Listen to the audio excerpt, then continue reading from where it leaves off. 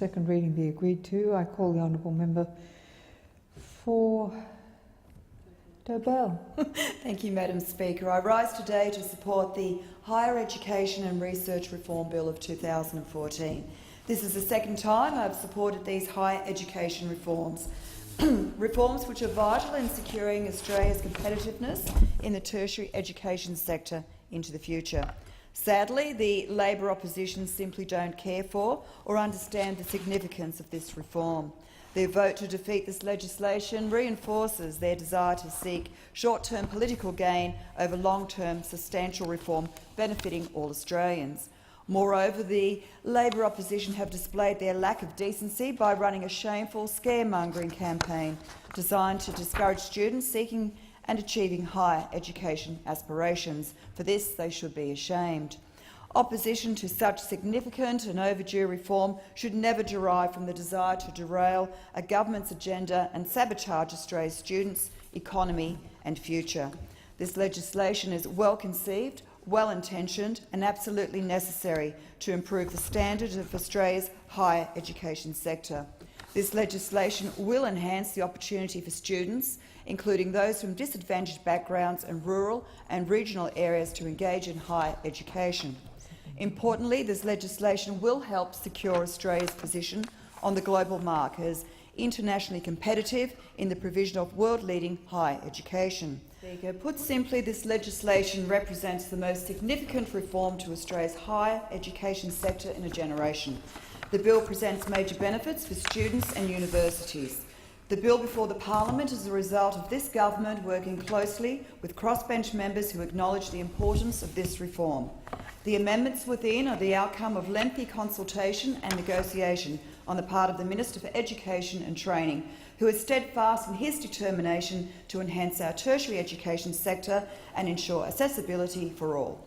One measure includes the retention of the Consumer Price Index for HECS debts, rather than moving to the 10-year bond rate. This will reduce the financial burden on graduates who take time out of the workforce, for example to raise children or for other reasons, and for those engaged in low-paid employment. We will also introduce an interest rate pause on debts for primary carers of children aged below 5 years who are earning less than the minimum repayment threshold. These two measures alone offer greater support for families where a parent has undertaken or completed tertiary education. Changes in this bill recognise the challenges faced by families in juggling work, education and supporting their children. And this is a good thing for new parents because it strengthens and improves the HECS system, making it better than ever for our future scholars. The government's reforms are supported by the higher education peak bodies, and the need for reform has been acknowledged by the Business Council of Australia and the Australian Chamber of Commerce and Industry. Our commitment is to work with Australian universities to ensure a smooth transition to the new funding model through the establishment of a structural adjustment fund. This fund will assist higher education providers operating in markets where there is low capacity to immediately achieve significant additional revenue. Another important amendment is the guarantee that domestic fees will be lower than international fees. This is a fair measure that will support domestic students obtain tertiary qualifications. Importantly, the government will also ensure that university fees are monitored by the Australian Competition and Consumer Commission. And as I stated in my previous contribution regarding legislation changes, the government is not increasing fees. Universities will have the freedom to determine their fees within a competitive market. Coupled with monitoring from the ACCC, this will ensure that fee prices are competitive and reflective of the institution and course provided.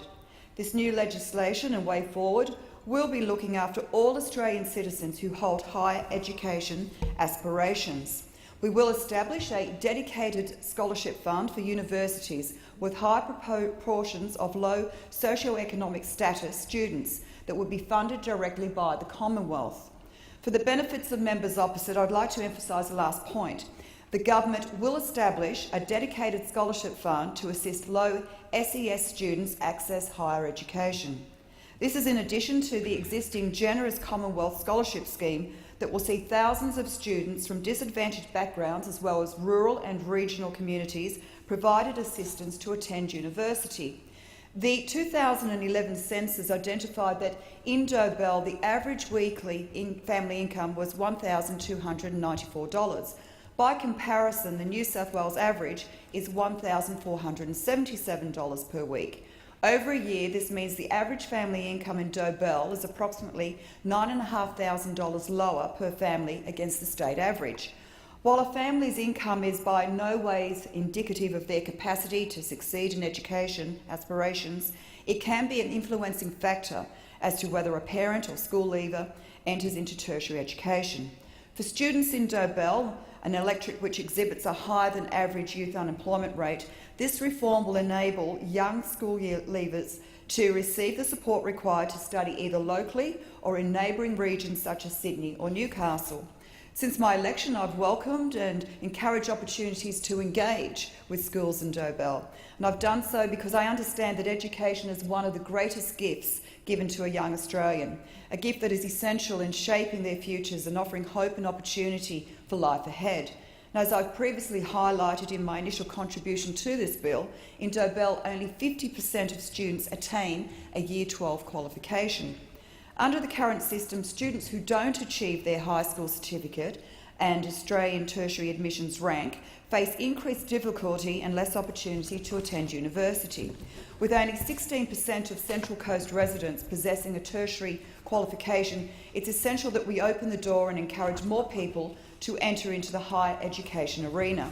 And this legislation strives to do just that. I also previously discussed the future demand of university education on the Central Coast and how this reform would encourage private institutions and non-university higher education providers to establish themselves in our region. It's currently estimated that the Central Coast and Hunter has a shortfall of 7,600 university places. With significant population growth forecast in our region, this number will grow. And I'm currently working with state and local governments to progress the development of a new university precinct within Dobell to address this forecasted shortfall. This reform will see Commonwealth subsidised courses available in a market in which such courses are currently not available.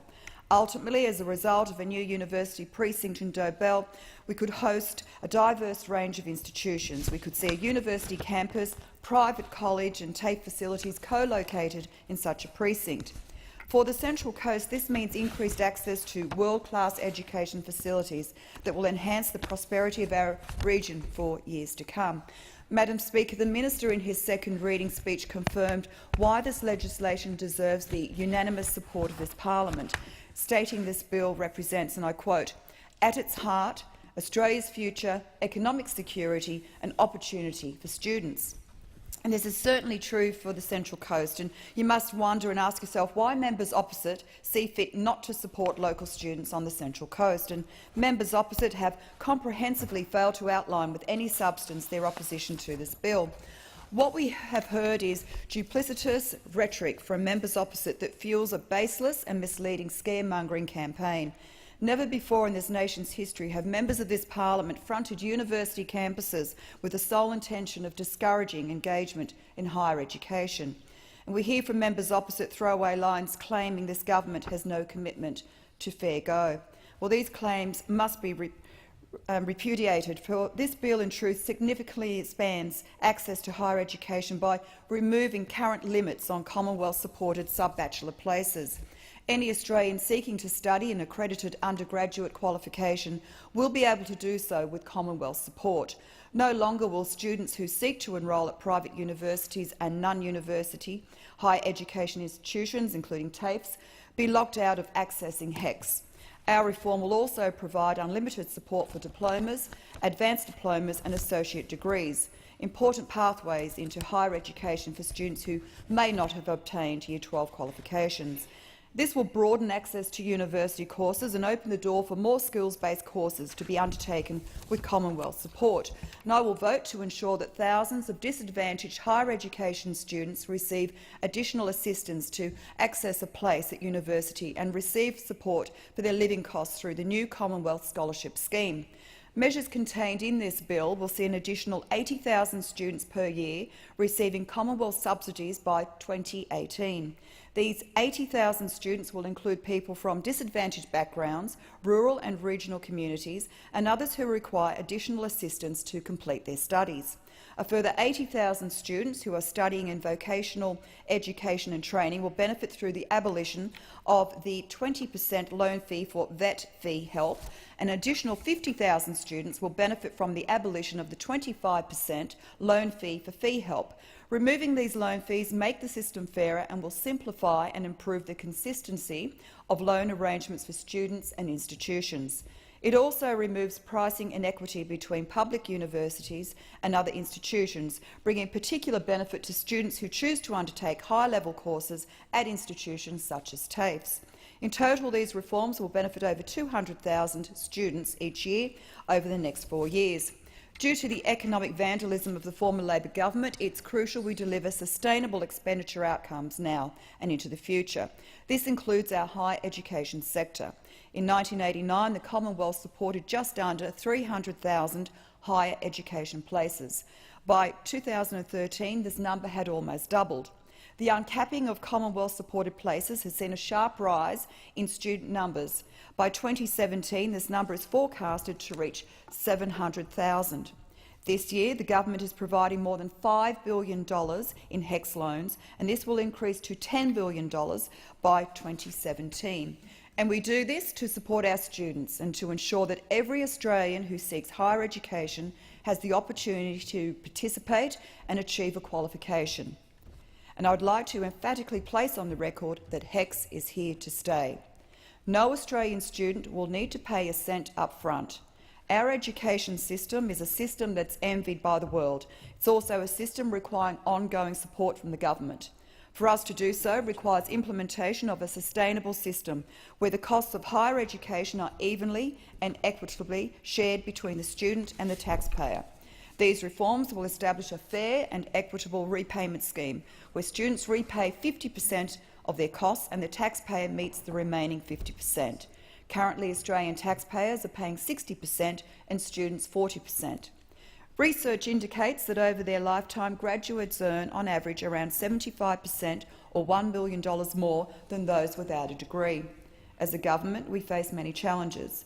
Ensuring sustainability of our higher education system is one we must approach with the utmost seriousness and commitment.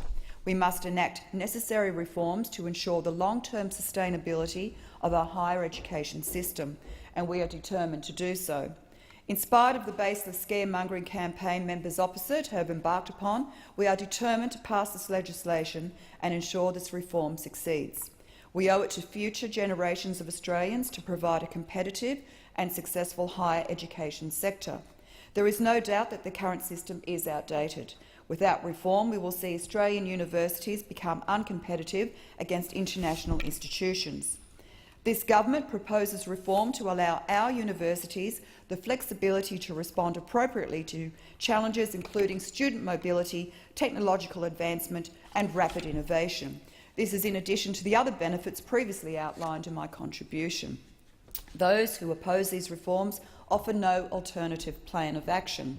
They fail to even accept the reality of a changing global environment, which is increasing the strain on Australia's higher education sector. Well, one thing that we do know is Labor has no plan. Labor were the ones who announced $6.6 billion of cuts to higher education and research when they were last in government.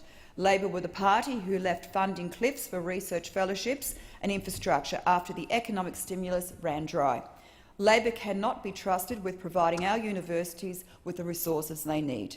The Leader of the Opposition proudly boasted that 2014 was defined by the force of Labor's resistance. Well, at what cost?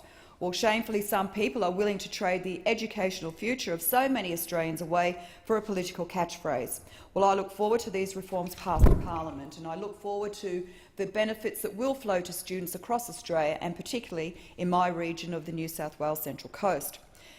These reforms will encourage renewed investment from higher educational providers and see more students engaged in higher education supported by the Commonwealth. Our economy will benefit from higher-paid jobs, more innovative industries and more businesses as a result of a better educated workforce. The only concern for students should be the actions of members opposite who have so recklessly threatened higher education with their misleading claims. Madam Speaker, these reforms are logical, these reforms are good and sound. Importantly, they are sustainable and equitable, and above all, they are necessary to securing our future competitiveness both at home and abroad. In concluding, I quote from the Minister's second reading speech.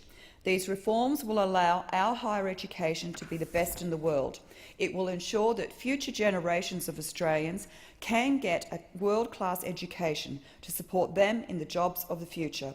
It will provide the backbone of our future economy. Madam Speaker, I commend this legislation to the House and I call on members opposite to join me. The question is if this bill